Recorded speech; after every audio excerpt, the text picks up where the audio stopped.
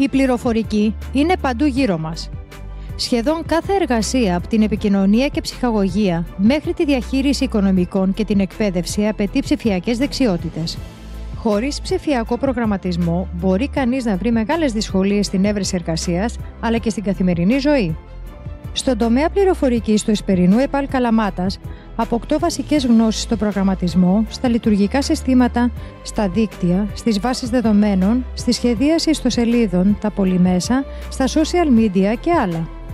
Ολοκληρώνοντας τις σπουδές μας στην ειδικότητα πληροφορικής, αποκτώ πιστοποίηση στους υπολογιστές χωρίς εξέταση ECDL για τον ΑΣΕΠ, απολυτήριο λυκείου και τη δυνατότητα εισαγωγής στο πανεπιστήμιο.